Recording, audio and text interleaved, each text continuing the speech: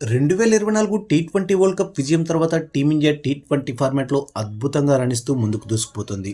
వరుస సిరీస్ విజయాలతో అదరగొడుతోంది. అయితే ఓ పక్క టీం సక్సెస్ అవుతున్నప్పటికీ టీమిండియా కెప్టెన్ సూర్యకుమార్ యాదవ్ మాత్రం బ్యాటింగ్లో ఫెయిల్ అవుతూ వస్తున్నాడు.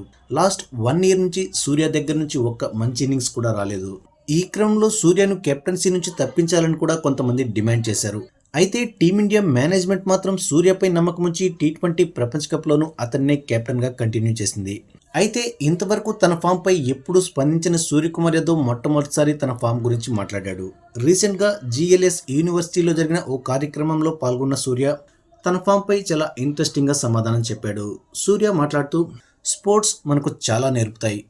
ప్రతి ఆటగాడి కెరియర్లో తానింకా నేర్చుకోవాల్సిన దశలోనే ఉన్నామని అనిపించే సమయం ఒకటి వస్తుంది. ప్రస్తుతం నేను కూడా అలాంటి లెర్నింగ్ ఫేజ్లోనే ఉన్నాను. అయితే నా జట్టులోని 14 మంది సహచర ఆటగాళ్లు నా బాధ్యతను పంచుకుంటున్నారు. నేను మళ్ళీ మునుపట్లా ఫామ్ అందుకుంటే ఏమవుతుందో వారందరికీ తెలుసు.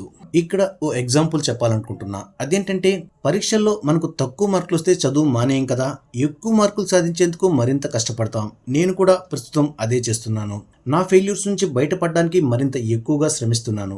పాజిటివ్ థింకింగ్తో ముందుకెళ్తున్నాను. త్వరలోనే నా నుంచి పరుగుల వేట మొదలవుతుందనే నమ్మకం ఉందని సూర్య ధీమా వ్యక్తం చేశాడు. ఇక టీ20 వరల్డ్ కప్ కు ముందు టీమిండియాకున్న చివరి టీ20 సిరీస్ జనవరి 21 నుంచి న్యూజిలాండ్తో ప్రారంభమవుతుంది. ఈ సిరీస్లో టీమిండియా 5 టీ20 మ్యాచ్లు ఆడబోతుంది. సో ఈ సిరీస్లో సూర్య తిరిగి తన ఫామ్ను అందుకోవాలి. ప్రస్తుతం టీంలో ఉన్న ప్రతి ఒక్కరు కూడా టీంకు కాంట్రిబ్యూట్ చేస్తున్నారు. సూర్య కూడా తిరిగి తన ఫామ్ దక్కించుకుంటే ఇక టీమిండియాకు తిరుగుండదు.